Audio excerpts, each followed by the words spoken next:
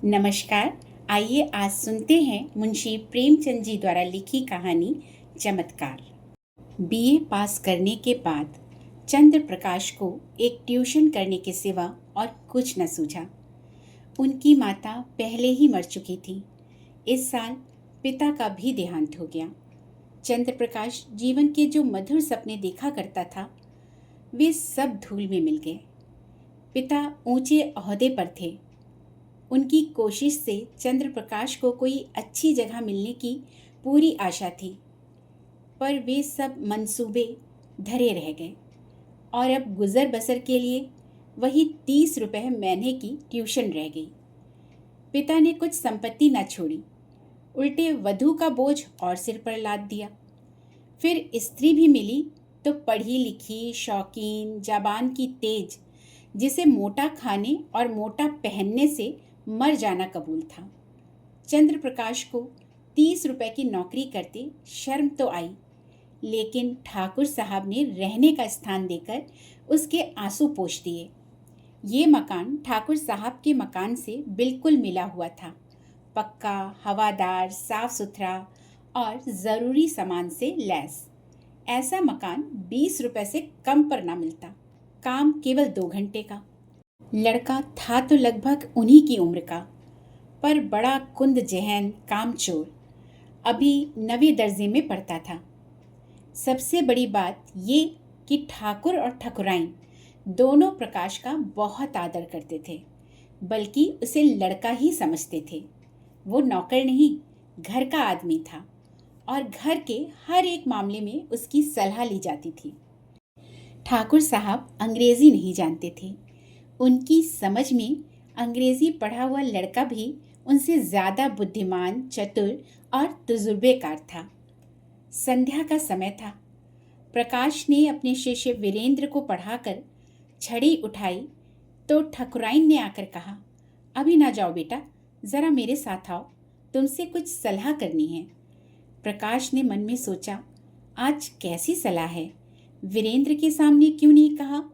उसे भीतर ले जाकर रमा देवी ने कहा, तुम्हारी क्या सलाह है? वीरू को ब्याह दूं? एक बहुत अच्छे घर से संदेशा आया है।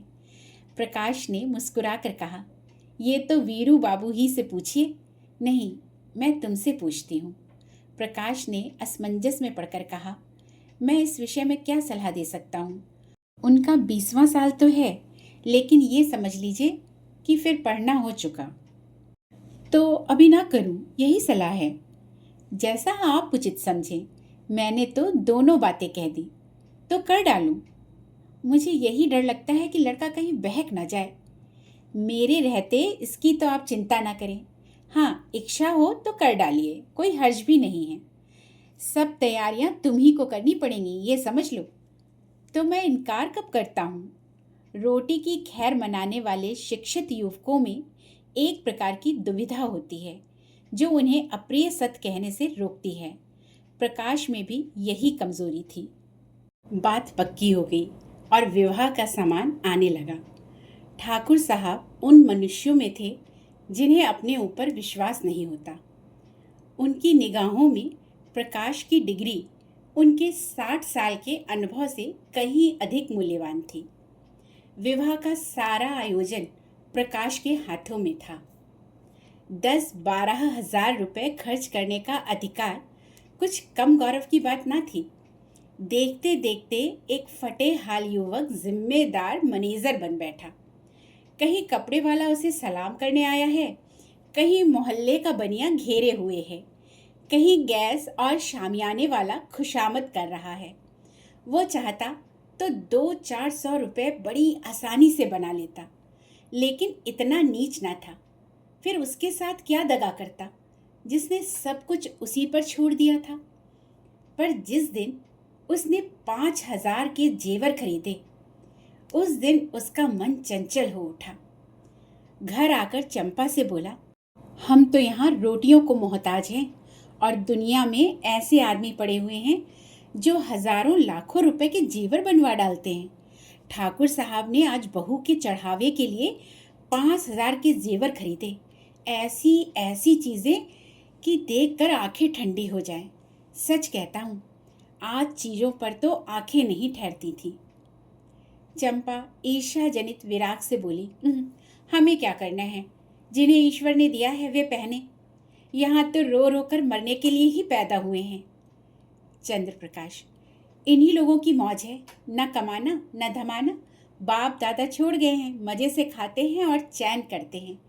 इसी से कहता हूँ ईश्वर बड़ा अन्यायी है। चंपा, अपना अपना पुरुषार्थ है, ईश्वर का क्या दोष है? तुम्हारे बाप दादा छोड़ गए होते तो तुम भी मौज करते। यहाँ तो रोटियाँ चलनी मुश्किल हैं, गहने कपड़े को कौन रोए। और ना इस जिंदगी में कोई ऐसी आशा ही है। कोई गत की साड़ी भी नहीं रही कि किसी भले आदमी के घर जाऊं तो पहन लूं। मैं तो इसी सोच में हूँ कि ठकुराइन के यहाँ ब्याह में कैसे जाऊंगी। सोचती हूँ बीमार पड़ जाती तो जान बचती। ये कहते कहते उसकी आंखें भर आईं। प्रकाश ने तसल्ली दी, साड़ी तुम्हारे लिए लाऊंगा, अब क्या इतना भी ना कर सकूंगा? मुसीबत के ये दिन क्या सदा बने रहेंगे? जिंदा रहा तो एक दिन तुम सिर से पांव तक जेवरों से लदी रहोगी। चंपा मुस्कुराकर बोली, चलो, ऐसी मन की मिठाई मैं नहीं खाती। निभाह होता जाए यही बहुत है, गहनों की साध नहीं है। प्रकाश ने चंपा की बातें सुनकर लज्जा और दुख से सिर झुका लिया। चंपा उसे इतना पुरुषार्थहीन समझती है। रात को दोनों भोजन करके लेटे तो प्रकाश ने फिर गहनों की बात छेड़ी। गहने उसकी आंखों में बसे हुए थे। इस शहर में ऐसे बढ़िया गहने बनते हैं, मुझे इसकी आशा न थी। चंपा ने कहा, कोई और बात करो, गहनों की बात सुनकर जी जलता है। वैसी चीज़ें तुम पहनो तो रानी मालूम होने लगो। गहनों से क्या सुंदरता बढ़ जाती है? मैंने तो ऐसी बहुत सी औरतें देखी हैं जो गहने पहनकर भी भद्दी दिखने लगती हैं। ठाकुर साहब भी मतलब के यार हैं। ये ना हुआ कि कहते इसमें से कोई चीज़ चंपा के लिए भी लेते जाओ। तुम भी कैसी बच्चों की सी बातें करते हो। इसमें बचपन की क्या बात है? कोई उदार आदमी कभी इतनी कृपणता ना करता। मैंने तो कोई ऐसा उदार आदमी नहीं देखा जो अपनी बहू के गहने किसी गैर को दे दे।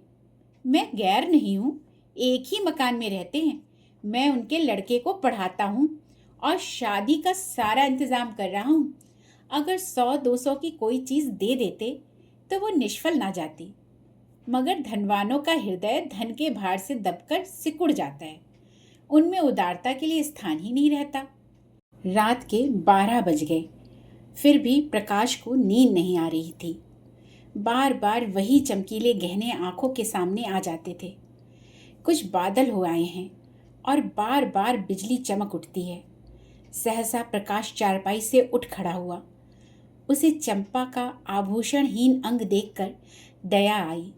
यही तो खाने पहनने की उम्र है और इसी उम्र में इस बेचारी को हर एक चीज़ के लिए तरसना पड़ रहा है। वो दबे पांव कमरे से बाहर निकलकर छत पर आया। उसकी और ठाकुर साहब की छत मिली हुई थी। बीच में एक 5 फीट ऊंची दीवार थी। वो दीवार पर चढ़कर ठाकुर साहब की छत पर आहिस्ता से उतर गया। घर में बिल्कुल सन्नाटा था। उसने सोचा, पहले जीने से उतरकर ठाकुर साहब के कमरे में चलूं। अगर वो जाग गए तो ज़ोर से हंसूंगा और कहूँगा, कैसा चकरा दिया। ये कह दूंगा, मेरे घर की छत से कोई आदमी इधर आता दिखाई दिया, इसीलिए मैं भी उसके पीछे पीछे आया कि देखूं ये क्या करता है। अगर संदूक की कुंजी मिल गई तो फिर फतह है। किसी को मुझ पर संदेह ही ना होगा। सब लोग नौकरों पर संदेह करेंगे। मैं भी कहूँगा, साहब नौकरों की हरकत है, इन्हें छोड़कर और कौन ले जा सकता है। मैं बेदाग बच जाऊँगा। शादी के बाद कोई दूसरा घर लूँगा, फिर धीरे धीरे एक एक चंपा को दूंगा जिससे उसे कोई संदेह ना हो।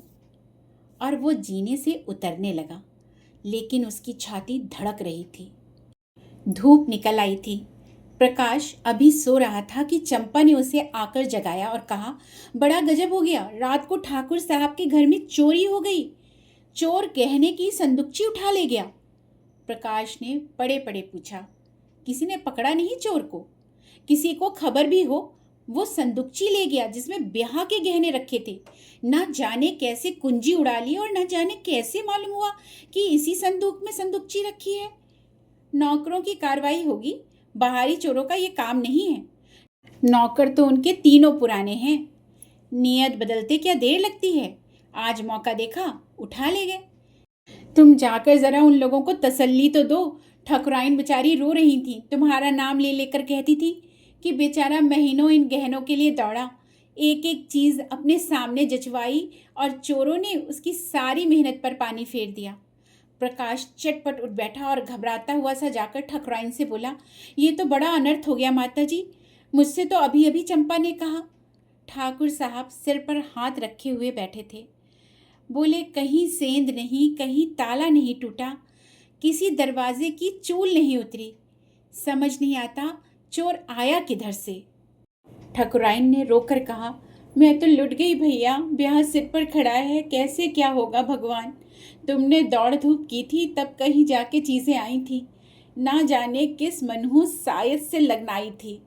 प्रकाश ने ठाकुर साहब के कान में कहा, मुझे तो किसी नौकर की शरारत मालूम होती है। ठकुराइन ने विरोध किया, अरे नहीं भैया, नौकरों में ऐसा कोई नहीं। 10-10 हजार रुपए यूं ही ऊपर रखे रहते थे, कभी एक पाई भी नहीं गई। ठाकुर साहब ने नाक सिकोड़ कर कहा, तुम क्या जानो आदमी का मन कितना जल्द बदल जाया करता है। जिसने अब तक चोरी नहीं की वो कभी चोरी ना करेगा, ये कोई नहीं कह सकता। मैं पुलिस में रिपोर्ट करूंगा और एक एक नौकर की तलाशी कराऊंगा, कहीं माल उड़ा दिया होगा। जब पुलिस के जूते पड़ेंगे तो आप ही कबूलेंगे। प्रकाश ने पुलिस का घर में आना खतरनाक समझा, कहीं उन्हीं के घर में तलाशी ले तो अनर्थ ही हो जाए। बोले, पुलिस में रिपोर्ट करना और तहकीकात कराना व्यर्थ है। पुलिस माल तो ना बरामद कर सकेगी, हाँ नौकरों को मारपीट भले ही लेगी। कुछ नज़र भी उसे चाहिए, नहीं तो कोई दूसरा ही स्वांग खड़ा कर देगी। मेरी तो सलाह है कि एक एक नौकर को एकांत में बुलाकर पूछा जाए। ठाकुर साहब ने मुंह बनाकर कहा, तुम भी क्या बच्चों की सी बातें करते हो प्रकाश बाबू। भला चोरी करने वाला अपने आप कबूलेगा। तुम मारपीट भी तो नहीं करते। हाँ, पुलिस में रिपोर्ट करना मुझे भी फिजूल मालूम होता है। माल बरामद होने से रहा, उल्टे महीनों की परेशानी हो जाएगी। प्रकाश, लेकिन कुछ ना कुछ तो करना ही पड़ेगा। ठाकुर, कोई लाभ नहीं। हाँ, अगर कोई खुफिया पुलिस हो जो चुपके चुपके पता लगाए तो अलबत्ता माल निकल आए, लेकिन यहाँ ऐसी पुलिस कहाँ। तकदीर ठोकर बैठे रहो और क्या। प्रकाश, आप बैठे रहिए, लेकिन मैं बैठने वाला नहीं। मैं इन्हीं नौकरों के सामने चोर का नाम निकलवाऊंगा। ठकुराइन, नौकरों पर मुझे पूरा विश्वास है, किसी का नाम निकल भी आए तो मुझे संदेह ही रहेगा। किसी बाहर के आदमी का काम है, चाहे जिधर से आया हो, पर चोर आया बाहर से है। तुम्हारे कोठे से भी तो आ सकता है। ठाकुर, हाँ जरा अपने कोठे पर तो देखो, शायद कुछ निशान मिले। कल दरवाजा तो खुला नहीं रह गया। प्रकाश का दिल धड़कने लगा। बोला, मैं तो 10 बजे द्वार बंद कर लेता हूँ। हाँ, कोई पहले से मौका पाकर कोठे पर चला गया हो और वहां छिपा बैठा रहा हो तो बात दूसरी है। 3 आदमी छत पर गए तो बीच की मुंडेर पर किसी के पांव की रगड़ के निशान दिखाई दिए। जहां पर प्रकाश का पांव पड़ा था वहां का चूना लग जाने के कारण छत पर पांव का निशान पड़ गया था। प्रकाश की छत पर जाकर मुंडेर की दूसरी तरफ देखा तो वैसे ही निशान वहां भी दिखाई दिए। ठाकुर साहब सिर झुकाए खड़े थे, संकोच के मारे कुछ कह ना सकते थे। प्रकाश ने उनके मन की बात खोल दी। इससे तो स्पष्ट होता है कि चोर मेरे ही घर में से आया, अब तो कोई संदेह ही नहीं रहा। ठाकुर साहब ने कहा, हाँ मैं भी यही समझता हूँ, लेकिन इतना पता लग जाने से ही क्या हुआ। माल तो जाना था सो गया। अब चलो आराम से बैठे, आज रुपए की कोई फिक्र करनी होगी, इसमें तुम्हारा कोई दोष नहीं। प्रकाश, आप कहें ना कहें, लेकिन मैं समझता हूँ मेरे सिर बड़ा भारी अपराध लग गया।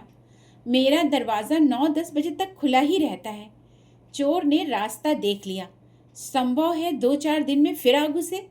घर में अकेली एक औरत सारे घर की निगरानी नहीं कर सकती। इधर वो रसोई में बैठी है, उधर कोई आदमी चुपके से ऊपर चढ़ जाए तो ज़रा भी आहट नहीं मिल सकती। मैं घूम घाम कर कभी 9 बजे आया, कभी 10 बजे, और शादी के दिनों में तो देर होती ही रहती है। उधर का रास्ता बंद हो जाना चाहिए। मैं तो समझता हूँ इस चोरी की सारी जिम्मेदारी मेरे सिर है। ठकुराइन डरी, तुम चले जाओगे भैया, तब तो घर और फाड़ खाएगा। प्रकाश, कुछ भी हो माता जी, मुझे बहुत जल्द घर छोड़ना ही पड़ेगा। मेरी गफलत से चोरी हुई, इसका मुझे प्रायश्चित करना ही पड़ेगा। प्रकाश चला गया तो ठाकुर ने स्त्री से कहा, बड़ा लायक आदमी है।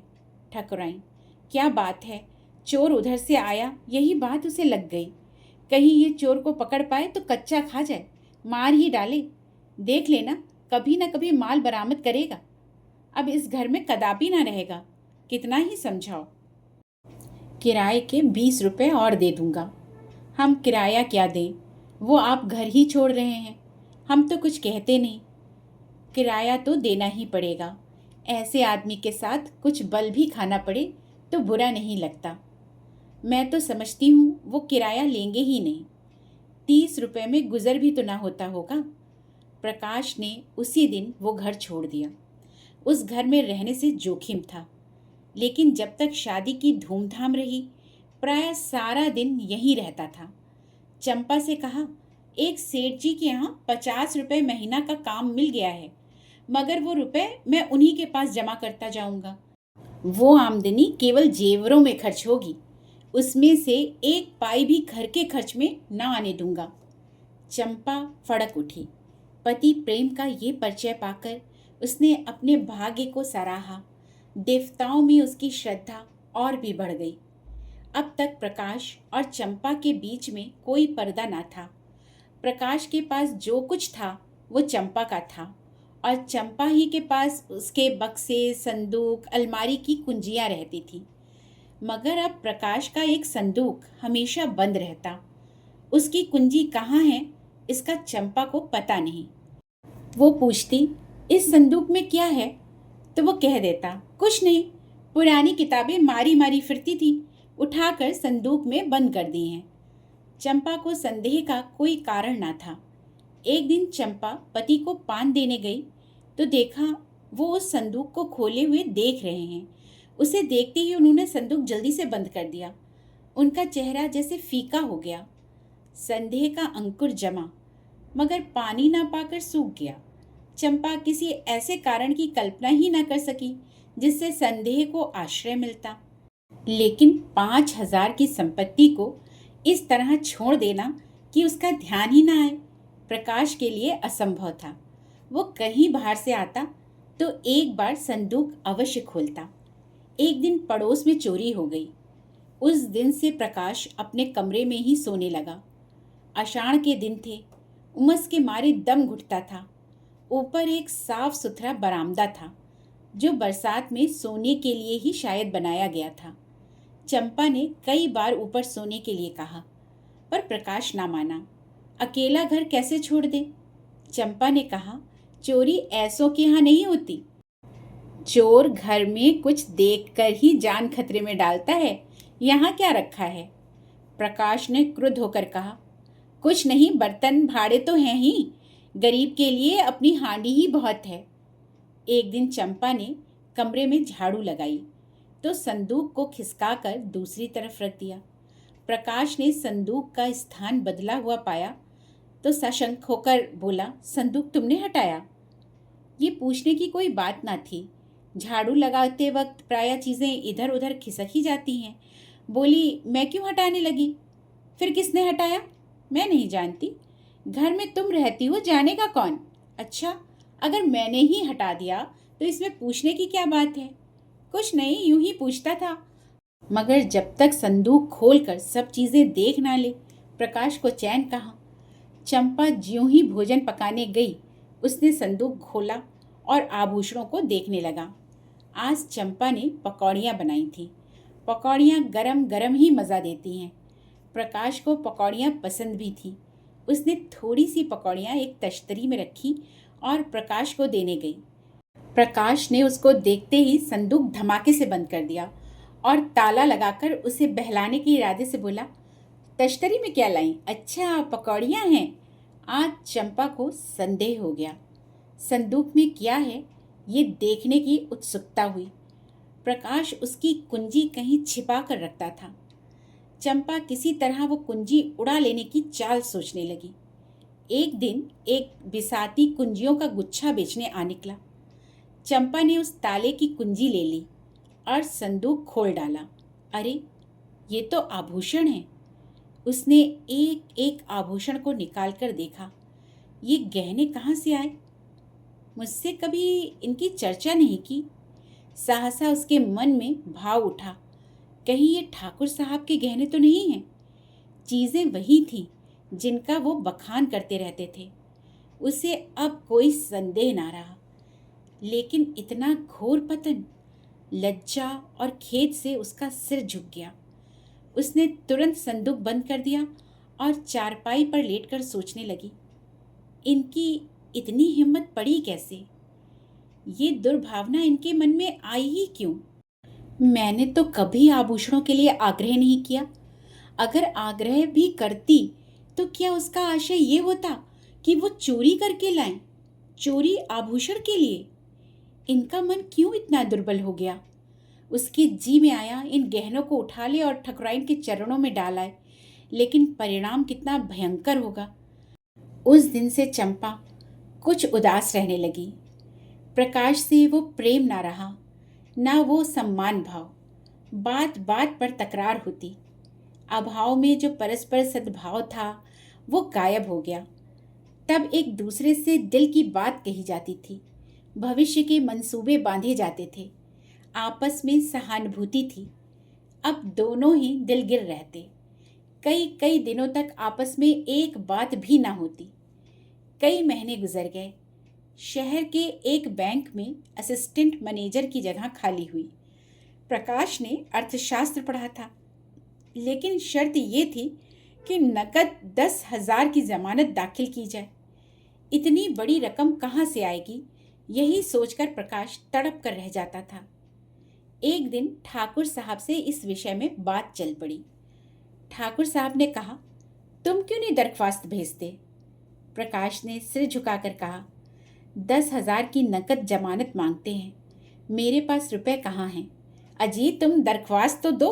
अगर सारी बातें तय हो जाएं तो जमानत भी दे दी जाएगी, इसकी चिंता ना करो। प्रकाश ने स्तंभित होकर कहा, आप जमानत देंगे? हाँ हाँ, ये कौन सी बड़ी बात है। प्रकाश घर चला तो बहुत रंजीदा था। उसको ये जगह अब अवश्य मिलेगी, लेकिन फिर भी वो प्रसन्न नहीं है। ठाकुर साहब की सरलता, उनका उस पर इतना अटल विश्वास उसे आहत कर रहा था। उनकी शराफत उसके कमीनेपन को कुचले डालती है। उसने घर आकर चंपा को ये खुशखबरी सुनाई। चंपा ने सुनकर मुंह फेर लिया।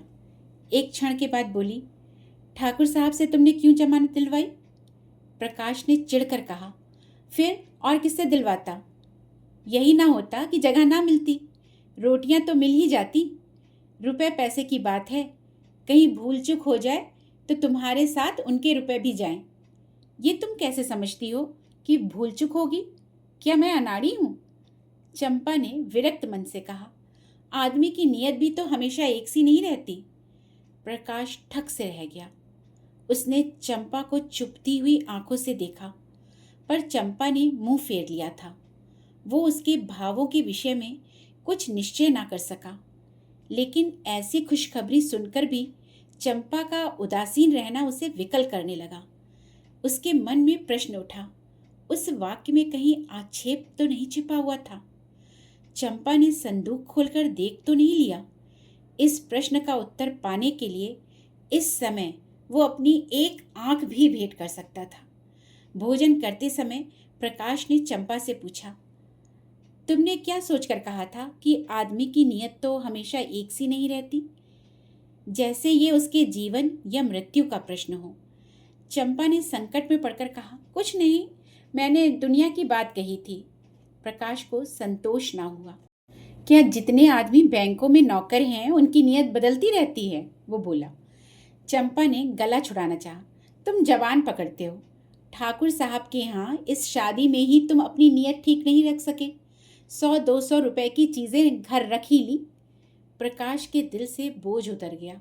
मुस्कुराकर बोला, अच्छा तुम्हारा संकेत उस तरफ था, लेकिन मैंने कमीशन के सिवा उनकी एक पाई भी नहीं छुई, और कमीशन लेना तो कोई पाप नहीं। बड़े बड़े हुक्काम खुले खजाना कमीशन लिया करते हैं। चंपा ने तिरस्कार के भाव से कहा, जो आदमी अपने ऊपर इतना विश्वास रखे उसकी आंख बचाकर एक पाई भी लेना मैं पाप समझती हूँ। तुम्हारी सज्जनता तो मैं तब जानती कि तुम कमीशन के रुपए ले जाकर उनके हवाले कर देते। 6 महीने में उन्होंने तुम्हारे साथ क्या क्या सलूक किए, कुछ याद है? घर तुमने खुद छोड़ा, लेकिन वो 20 रुपए महीने हर माह दे जाते हैं। इलाके से कोई सौगात आती है तो तुम्हारे यहाँ ज़रूर भेजते हैं। तुम्हारे पास घड़ी नहीं थी, अपनी घड़ी तुम्हें दे दी। तुम्हारी मेहरी जब नागा करती है, खबर पाते ही अपना नौकर भेज देते हैं। मेरी बीमारी में डॉक्टर साहब की फीस उन्होंने ही दी, और दिन में 2 बार हालचाल भी पूछने आया करते थे। ये जमानत ही क्या कोई छोटी बात है? अपने संबंधियों तक की जमानत तो जल्दी कोई करता नहीं। तुम्हारी जमानत के लिए 10,000 रुपये नगद निकाल कर दे दिए। इसे तुम छोटी बात समझते हो? आज तुमसे कोई भूल चूक हो जाए तो उनके रुपए तो जब्त ही हो जाएंगे। जो आदमी अपने ऊपर इतनी दया रखे, उसके लिए हमें प्राण भी देने को तैयार रहना चाहिए। प्रकाश भोजन करके लेटा तो उसकी आत्मा उससे धिक्कार रही थी। दुखते हुए फोड़े में कितना मवाद भरा हुआ है, ये उस वक्त मालूम होता है जब नश्तर लगाया जाता है। मन की बात उस वक्त मालूम होती है जब कोई उसे हमारे सामने खोल कर रख देता है। किसी सामाजिक या राजनीतिक अन्याय का व्यंग चित्र देखकर क्यों हमारे मन को चोट लगती है? इसीलिए कि वो चित्र हमारी पशुता को खोलकर हमारे सामने रख देता है। चंपा के इन तिरस्कार भरे शब्दों ने प्रकाश के मन में ग्लानि उत्पन्न कर दी। वो संदूक कई गुना भारी होकर शिला की भांति उसे दबाने लगा। मन में फैला हुआ विकार एक बिंदु पर एकत्र होकर टीसने लगा। कई दिन बीत गए। प्रकाश को बैंक में जगह मिल गई। इसी उत्सव में उसके यहाँ मेहमानों की दावत है। ठाकुर साहब, उनकी स्त्री वीरू और उसकी नवेली बहू सभी आए हुए हैं। चंपा सेवा सत्कार में लगी हुई है। बाहर 2-4 मित्र गाना गा रहे हैं। भोजन करने के बाद ठाकुर साहब चलने को तैयार हुए। प्रकाश ने कहा, आज आपको रहना होगा दादा, मैं इस वक्त जाने ना दूंगा। चंपा को उसका ये आग्रह बुरा लगा। चारपाइयाँ नहीं हैं, बिछावन नहीं है और ना काफ़ी जगह ही है। रात भर उन्हें तकलीफ़ देने और आप तकलीफ़ उठाने की कोई ज़रूरत उसकी समझ में ना आई। लेकिन प्रकाश आग्रह करता ही रहा, यहाँ तक कि ठाकुर साहब राजी हो गए। 12 बज गए थे। ठाकुर साहब ऊपर सो रहे थे। वीरू और प्रकाश बरामदे में थे। 3 स्त्रियां अंदर कमरे में थीं। प्रकाश जाग रहा था। वीरू के सिरहाने उसकी कुंजियों का गुच्छा पड़ा हुआ था। प्रकाश ने गुच्छा उठा लिया, फिर कमरा खोलकर उसमें से गहनों की संदूकची निकाली और ठाकुर साहब के घर की तरफ चला। कई महीने पहले वो इसी भांति कंपित हृदय के साथ ठाकुर के घर में घुसा था। उसके पांव तब इसी तरह थरथरा रहे थे, लेकिन तब कांटा चुभने की वेदना थी, आज कांटा निकलने की। तब ज्वर का चढ़ाव था, उन्माद, ताप और विकलता से भरा हुआ। अब ज्वर का उतार था, शांत और शीतल। तब कदम पीछे हटते थे, आज आगे बढ़ रहे थे। ठाकुर साहब के घर पहुंचकर उसने धीरे से वीरू का कमरा खोला और अंदर जाकर ठाकुर साहब की खाट के नीचे संदूकची को रख दिया। फिर तुरंत बाहर आकर धीरे से द्वार बंद किया और घर को लौट पड़ा। हनुमान संजीवनी बूटी वाला धवलगिरी उठाए जिस गर्वीले आनंद का अनुभव कर रहे थे, कुछ वैसा ही आनंद प्रकाश को भी हो रहा था। गहनों को अपने घर ले जाते समय उसके प्राण सूखे हुए थे, मानो किसी गहरी अथाह खाई में गिरा जा रहा हो। आज संदूकची को लटाकर उसे मालूम हो रहा था जैसे वो किसी विमान पर बैठा हुआ आकाश की ओर उड़ा जा रहा है, ऊपर ऊपर और ऊपर। वो घर पहुंचा तो वीरू सोया हुआ था। कुंजी उसने सिरहाने रख दी। ठाकुर साहब प्रातःकाल चले गए। प्रकाश संध्या समय पढ़ाने जाया करता था। आज वो अधीर होकर तीसरे ही पहर जा पहुंचा। देखना चाहता था वहां आज क्या गुल खिल रहे हैं। वीरेंद्र ने उसे देखते ही खुश होकर कहा, बाबूजी, कल आपके यहाँ की दावत बड़ी मुबारक थी। जो गहने चोरी हो गए थे सब मिल गए। ठाकुर साहब भी आ गए और बोले, बड़ी मुबारक दावत थी तुम्हारी। पूरा का पूरा संदूक मिल गया। एक चीज भी नहीं छुई, जैसे केवल रखने ही के लिए ले गया हो। प्रकाश को इन बातों पर कैसे विश्वास आए जब तक वो अपनी आंखों से संदूक देख ना ले। कहीं ऐसा भी हो सकता है कि चोरी गया हुआ माल 6 महीने के बाद मिल जाए और ज्यों का त्यों। संदूक को देखकर उसने गंभीर भाव से कहा, बड़ी आश्चर्य की बात है, मेरी बुद्धि तो कुछ काम नहीं करती। ठाकुर, किसी की बुद्धि कुछ काम नहीं करती भाई, तुम्हारी ही क्यों। वीरू की माँ कहती हैं ये कोई दैवीय घटना है। आज मुझे भी देवताओं में श्रद्धा हो गई। प्रकाश, अगर आंखों देखी बात ना होती तो मुझे तो कभी विश्वास ही ना आता। ठाकुर, आज इसी खुशी में हमारे यहाँ दावत होगी। प्रकाश, आपने कोई अनुष्ठान तो नहीं कराया था। ठाकुर, अनुष्ठान तो 20 ही कराए। प्रकाश, बस तो ये अनुष्ठान की ही करामात है। घर लौटकर प्रकाश ने चंपा को ये खबर सुनाई तो वो दौड़कर उसके गले से चिपट गई और जाने क्यों रोने लगी, जैसे उसका बिछड़ा हुआ पति बहुत दिनों के बाद घर आया हो। प्रकाश ने कहा, आज उनके यहाँ हमारी दावत है। मैं कल 1000 कंगालों को भोजन कराऊंगी। तुम तो सैकड़ों का खर्चा बतला रही हो। मुझे इतना आनंद हो रहा है कि लाखों खर्च करने पर भी अरमान पूरा ना होगा। प्रकाश की आंखों से भी आंसू निकल आए। अभी आप सुन रहे थे मुंशी प्रेमचंद जी द्वारा लिखी बेहद रोचक और दिल को छू लेने वाली कहानी चमत्कार। ऐसी ही भावनाओं से भरी सुंदर कहानियाँ सुनने के लिए अपने चैनल कहानियाँ दिल से को लाइक, शेयर और सब्सक्राइब ज़रूर करें। फिर मिलेंगे एक नई कहानी और नए एहसासों के साथ। तब तक के लिए दीजिए कहानियाँ दिल से को अनुमति। जय हिंद, जय भारत।